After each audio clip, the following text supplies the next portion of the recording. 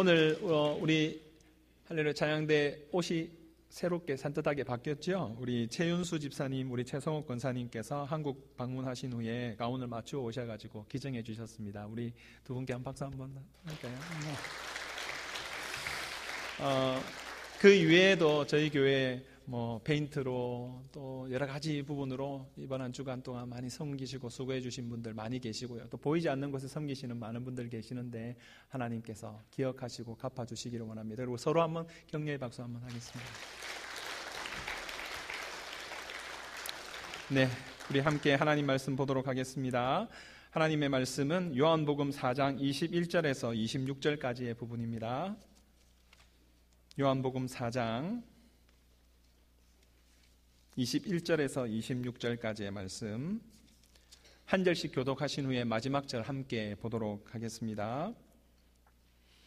예수께서 이르시되 여자여 내 말을 믿으라. 이 산에서도 말고 예루살렘에서도 말고 너희가 아버지께 예배할 때가 이르리라.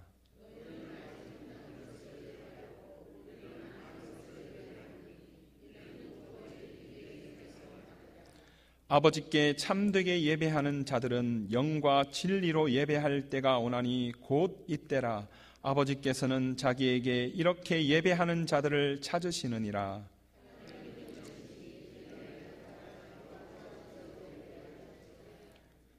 여자가 이르되 메시아 곧 그리스도라 하는 이가 오실 줄을 내가 아노니 그가 오시면 모든 것을 우리에게 알려주시리이다. 함께 읽습니다. 예수께서 이르시되 내게 말하는 내가 그라 하시니라. 아멘. 할렐루야. 우리 앞뒤 좌우로 4분 이상 보시면서 반갑습니다. 잘 오셨습니다. 같이 인사 좀 나누시겠습니다. 네, 우리 눈을 한 번 더 쳐다보시고요. 인사하실 때 제가 여러 번 말씀드렸죠. 그러니까 인사를 좀 드리십시다 하면 눈을 안 쳐다보고 반갑습니다 이렇게 하시면 안 됩니다. 그러니까 눈을 보시고 눈을 쳐다보시고 영과 진리로 예배 드리시기 바랍니다. 인사 한번 더 하겠습니다.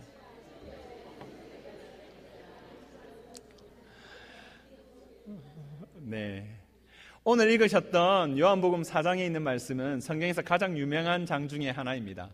어떤 분이 조사를 했는데요, 저는 안 해봤습니다만 지금 현재 한국에서든 미국에서든 교회 예배 순서지에 가장 많이 기록되어져 있는 말씀이 요한복음 4장 24절에 있는 말씀입니다. 여러분들 읽으셨잖아요.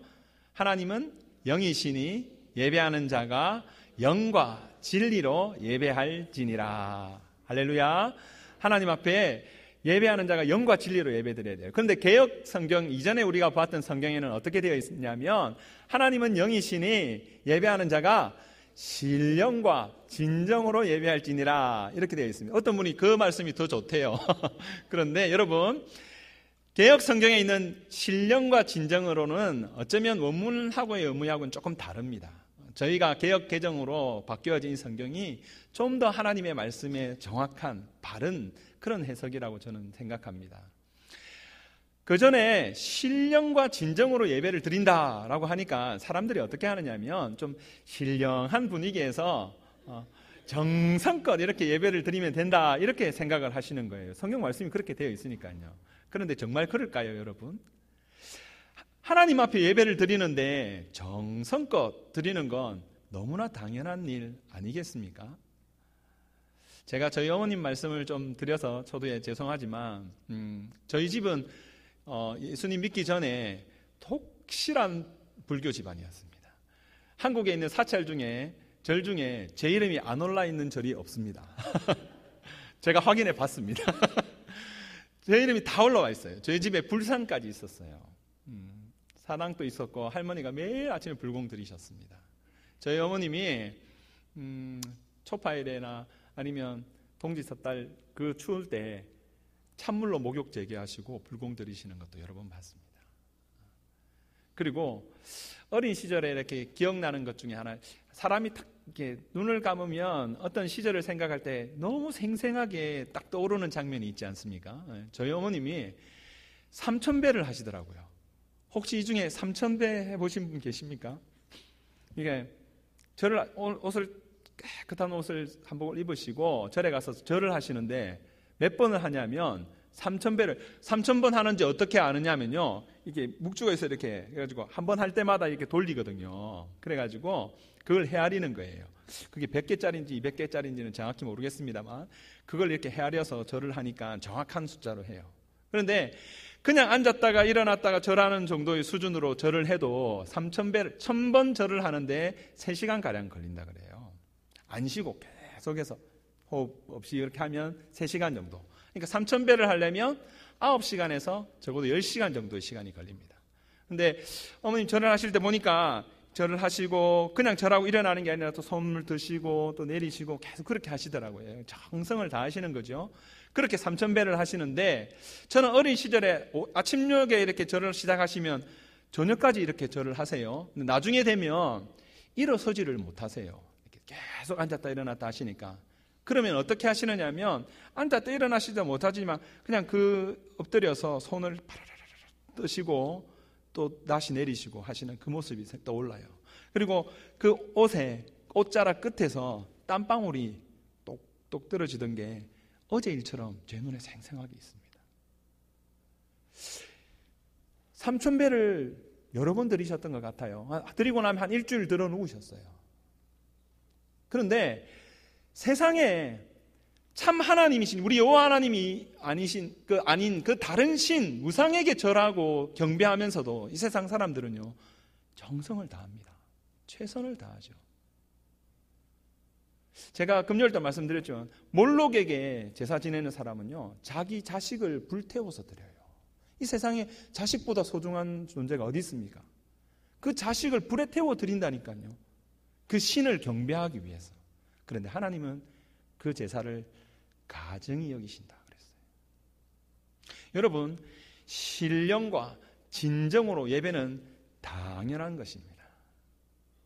옆에 분에게 하면 이렇게 이야기해요. 신령과 진정은 당연한 겁니다. 네, 당연한 것이죠. 그런데요, 문제를 풀 때 열심히 푸는데 답을 틀리는 애들이 있어요. 왜냐하면 공식을 잘 몰라서 그래요. 어떻게 풀어야 되는지를 알고 풀어야 되는데 자기 마음대로 막 풀면 문제는 풀죠. 근데 답은 항상 틀리는 거죠. 우리가 하나님 앞에 예배 드릴 때도요, 내 정성껏 내가 이때까지 해왔던 방법대로 하나님이 예배를 드리면 내 예배를 받아주실 거다. 아닙니다, 여러분. 하나님은 그런 하나님이 아니세요. 하나님은 우리한테 어떻게 예배를 드리라고 분명하게 말씀하셨어요. 그 말씀이 오늘 읽었던 요한복음 4장 24절에 있는 말씀이에요. 하나님은 영이시라고요. 물질이나 환경이나 다른 것에 제한받는 하나님이 아니세요. 그 하나님의 영이신 하나님 앞에 어떻게 예배를 드려야 한다고요? 영과 진리로 예배를 드려야 돼요. 그렇게 드리는 예배를 하나님이 받으신다고요. 오늘 이 자리에 참여한 모든 분들, 하나님이 받으시는 그런 영과 진리의 바른 예배를 드리시는 여러분들 모두가 되시기를 주님의 이름으로 축복합니다. 하나님이 받으시는 예배를 드리셔야죠. 엄한 예배를 드리시면 안 됩니다. 엉뚱한 예배를 드리시면 안 돼요. 제가 초두에 여러분들께 이용규 선교사님 혹시 아십니까? 몽골 선교사로 가 계시는 이용규 선교사님이라는 분이 계시는데 그분이 쓰신 책 중에 내려놓음이라는 책이 있어요. 거기에 한 이야기를 들려드리려고 합니다. 이용규 선교사님이 몽골에서 개척한 교회가 일회 교회인데 그 여러 교회들을 개척하시면서 베르 지역이라는 그 예배 처소에 가서 예배를 드리는 중에 벌러드라는 자매의 이야기를 이렇게 기록해 놓으신 것이 있습니다. 이 벌러드라는 자매는 그 선교사님이 그 사건이 일어나기 얼마 전에 하나님 앞에 기도함으로 귀가 안 들리다가 들리게 되는 기적을 경험했던 그러한 자매인데요. 예배 시간이 되어서 예배를 드리려고 하는데 이 자매가 숨이 턱까지 차서 헐레벌떡 달려오는 거예요. 온몸이 땀이 다 젖어가지고. 그렇게 해서 예배 시간에 막 헐레벌떡 달려오길래 선교사님이 무슨 일인지 궁금하셨을 거 아니에요. 하나님 앞에서 큰 은혜를 경험했고 기적을 경험했던 사람인데 예배 시간이 다 돼가지고 막 달려와서 숨이 턱에까지 차고 온몸은 땀에 젖어서 이렇게 있으니까. 그런데 예배를 드리는 중이니까 물어보지는 못하고 예배가 마친 후에 물어봤어요. 무슨 일이 있었냐고. 그러니까 이 자매가 이렇게 이야기하는 거예요. 오늘 아침에 소를 먹이러 갔는데 소를 먹이다가 소를 잃어버렸다는 거예요. 몽골에서는요, 소가 그 집 재산의 재산 목록 1호고 그 집 재산 전부예요. 그 귀한 소를 잃어버렸으니까 어떻게 했습니까? 사방팔방으로 그 소를 찾으러 다녔을 거 아닙니까? 근데 막 찾고 있다 보니까 어느새 예배 드릴 시간이 된 거예요. 그래서 이 자매가 어떻게 했냐면 소를 내버려 두고 먼 거리 예배를 드리기 위해서 죽을 힘을 다해 달려온 거예요. 그러니까 숨이 턱까지 차고 온몸은 땀에 젖어서 그렇게 예배 시간에 온 거예요. 그 이야기를 들은 선교사님이 마음이 너무 감동이 되셔서 하나님 앞에 기도하기 시작했어요. 하나님, 자기 재산, 전 재산인 자기 그 소중한 소를 포기하고 하나님 앞에 달려온, 예배 드리러 온 이 블러드 자매 하나님께서 꼭 기억해 주십시오. 하나님 도와주십시오. 간절히 기도를 하셨다는 거예요. 그리고 예배가 다 마쳐졌어요. 무슨 일이 일어났을게요, 여러분? 예배당 밖에서 음메하는 거예요. 소가 어째 알고 찾아왔는지 그 잃어버린 소가 예배당을 찾아왔어요. 저는 하나님이 하신 줄로 믿습니다. 여러분, 우리가 하나님 앞에 예배를 가장 소중히 여기셔야 돼요. 예배를 가장 소중히 여기고 우리의 모든 삶의 우선순위를 예배를 두면 하나님이 나머지는 책임져 주시는 줄로 믿습니다. 우리의 삶에 예수 믿는 사람이, 하나님 믿는 사람이 예배보다 더 소중한 것이 어디에 있습니까? 하나님 앞에 가장 우리의 모든 것을 드려야 하는 것이 예배 아닙니까? 그런데 우리는 오늘 예배에 나오면서 하나님 앞에 그 예배를 얼마나 준비하며 나와왔습니까? 그 예배 가운데 하나님께 여러분 드릴 것이 있으십니까? 내가 하나님 앞에 왔으니까, 헌금 준비해 왔으니까 헌금 드리면 되지. 하나님 거지 아니시거든요. 하나님 은도 내 것이고 금도 내 것이고 하나님 모든 것이 주님의 것이에요. 하나님은 여러분의 마음을 받기를 원하시는 줄로 믿습니다. 여러분이 하나님 앞에 나오셨을 때에 간절히 사모하는 마음으로, 갈망하는 마음으로 달려오실 수 있기를 바랍니다. 하나님을 기대하는 심령으로 여러분의 심장이 좀 뛰었으면 좋겠습니다. 그냥 매번 드리는 예배니까 오늘도 한번 예배 드려주고 끝나는 것이 아니라 여러분의 삶에 정말 하나님 오늘 다시 오신다, 오늘 밤에 다시 오실 때에 여러분의 삶에 오늘 드렸던 이 예배가 마지막 예배라 해도 전혀 후회함이 남지 않는 그런 예배로 하나님 앞에 나아갈 수 있는 여러분 되기를 주님의 이름으로 축복합니다. 하나님 앞에 그렇게 예배를 드리셔야 돼요. 어떤 분이요, 지금 워싱턴역 근처에 요즘 대통령이 한 번씩 예배에 참석을 하나 봐요. 그 교회에 전화가 자꾸 온대요. 전화가 와서 목사님한테, 목사님 이번 주에 대통령이 예배에 참석합니까 안 합니까? 그걸 자꾸 묻는데요. 대통령이 한번 참석을 하고 나서, 그래서 그 목사님이 그렇게 이야기를 하셨다는 거예요. 네, 대통령이 참석하는지 안 하는지는 모르지만 하나님은 늘 예배 오십니다. 사람들은 관심은요, 대통령이 예배에 참석하는지 안 하는지 그걸 궁금해하는 분이 있어요. 예배 때 어느 분이 설교를 하고 어떤 분이 찬양을 하고, 여러분, 하지만 예배의 중심은 우리 하나님이신 줄 믿으시기 바랍니다. 여러분이 간절함으로 하나님 앞에 우리의 모든 마음을 쏟기 시작하면 하나님이 우리 예배를 받으시는 줄로 믿습니다. 예배를 드리기 위해서 하나님이 우리 가운데 이렇게 이야기하고, 이사야 43장 21절 여러분 잘 아시는 말씀이죠. 이 백성은 내가 나를 위하여 지었나니 나를 찬송하게 하려 함이라, 이렇게 말씀하고 있어요. 하나님 우리를 지었는데 뭐 때문에 지었다고요? 찬송하고 하나님 예배하기 위해 우리를 지었다고요. 그런데 여러분, 정말 하나님 앞에 예배 드리러 나와 있는데 우리들의 삶 가운데, 우리 주일의 모습 가운데 예배보다 더 소중한 것들이 많을 때가 정말 많아요. 저는 교회 봉사하는 일이 참 귀하고 소중한 일이라고 생각합니다. 여러분, 교회 안에서 섬기시는 일 정말 열심히 하셔야 됩니다. 그런데 그 일이 예배보다 앞서면 안 됩니다. 그러면 그것이 우상이 되는 거예요. 여러분이 오늘 일어났던 어떤 일이 하나님 앞에 나아가는 조그마한 방해가 되어지시면 그 모든 것을 끊어버리실 수 있는 여러분 되기를 주님의 이름으로 축복합니다. 하나님 앞에 어떤 것도 예배를 방해해서는 안 돼요. 하나님, 예배가 가장 소중한 것입니다. 하나님 앞에 그렇게 나아가는 우리들이 되기를 소망합니다. 여러분, 예배 드리다 보면 한 번씩요, 예배 드릴 기분이 아니라고 그렇게 하시는 분이 계시더라고요. 목사님, 오늘은 제가 예배 드릴 기분이 아니에요.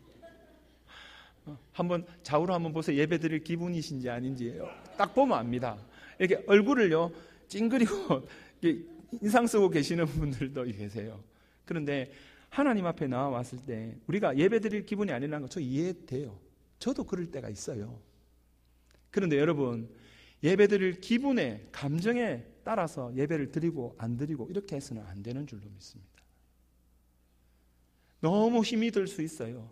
너무 지치고 몸이 아프고 때로는 상처받는 말을 들었거나 너무 속상해서 아니면 지금 상황이 너무 답답해서 하나님 앞에 입도 뻥긋할 수도 없고 예배드리기 참 힘든 경우들이 있잖아요. 하지만 여러분, 그 감정에 속지 마시기 바랍니다. 예배드릴 기분이 아니어도요, 하나님 앞에 믿음으로 우리가 발버둥을 치는 거예요. 하나님, 지금 나는 정말 예배드릴 기분이 아닙니다. 예배드릴 수 없는 상황입니다. 하지만 내가 하나님 앞에 나와싸우니 나의 예배를 받아주옵소서. 입술이 열리지 않지만 의지적으로 입술을 여는 거예요. 찬양을 할 때, 기도를 할 때 입술을 여는 거예요. 그러면 그때부터 하나님이 일하시기 시작하는 줄로 믿습니다. 하나님이 도와주실 줄로 믿습니다. 찬양을 부르는데 입을 안 여시면 노래가 어떻게 나옵니까? 그분은 코로 이렇게 부르시나요? 아니잖아요. 입을 여셔야 돼요. 기도를 하실 때도, 예배를 드리실 때도.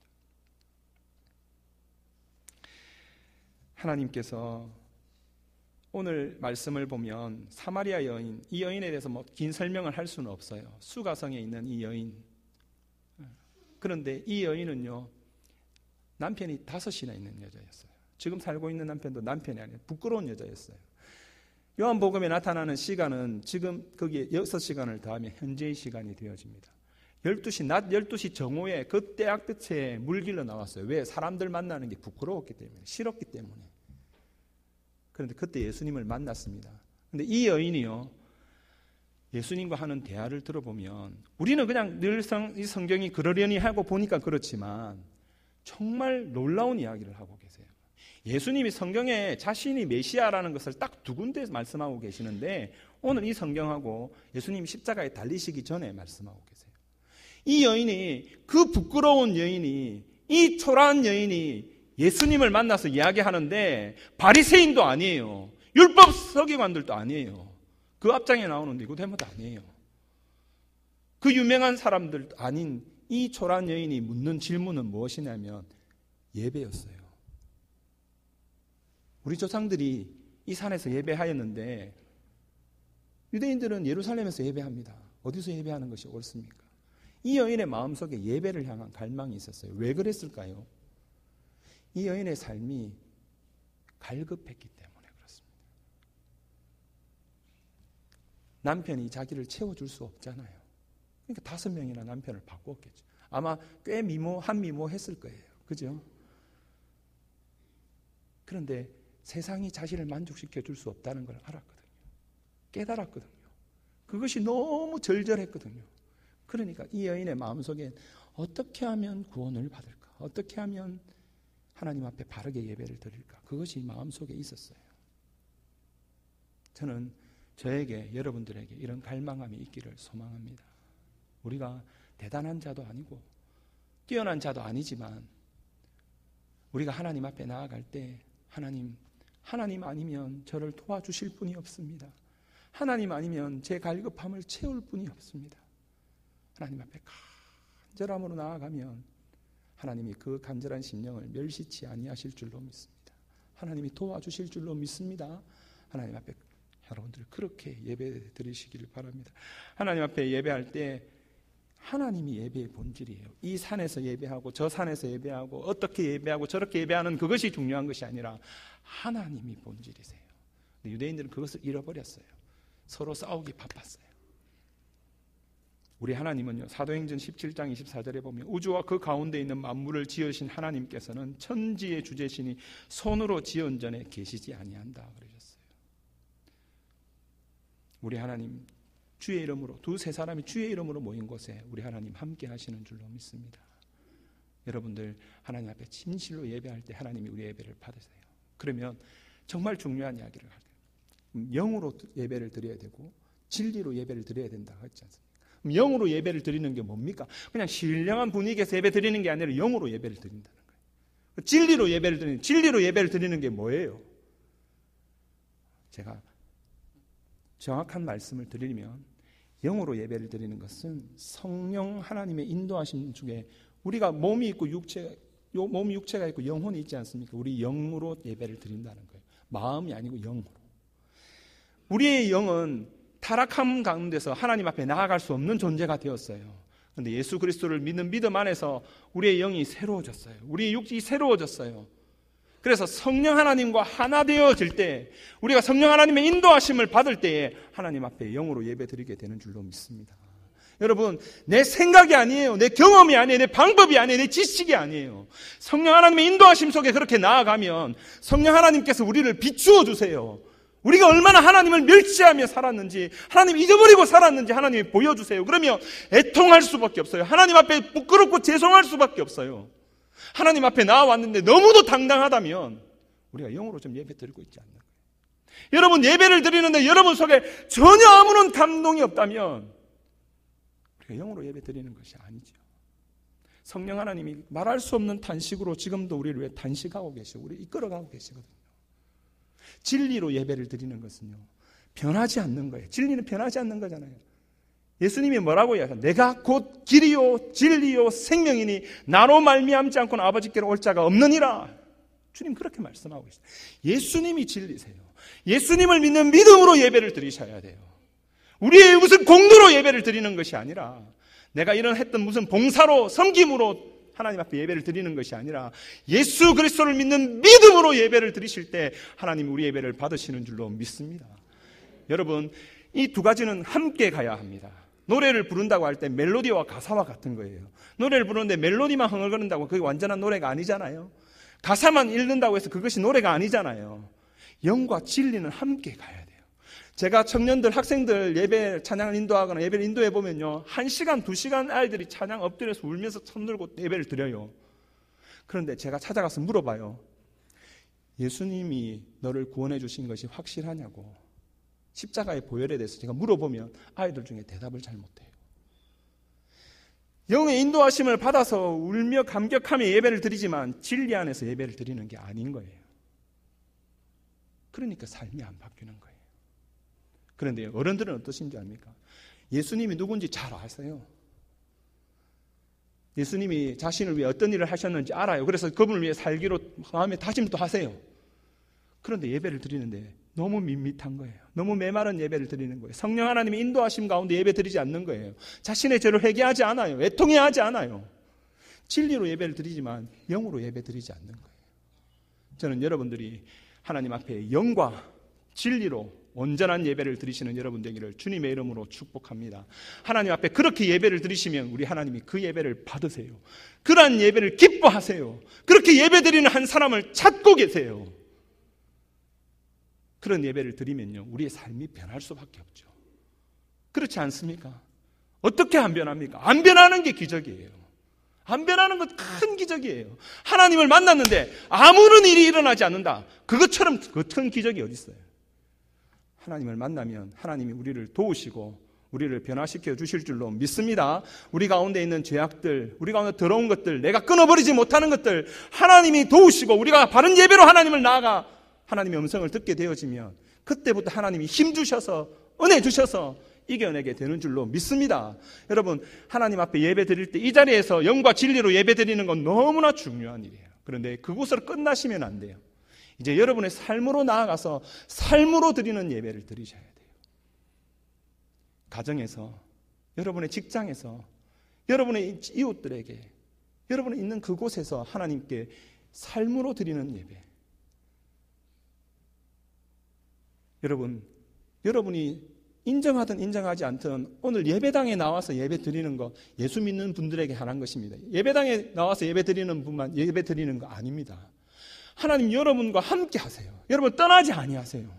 여러분이 가정에서 여러분의 아내와 남편과 자녀들과 가족들을 대할 때 내뱉는 말 하나님이 안 들으시나요? 들으세요.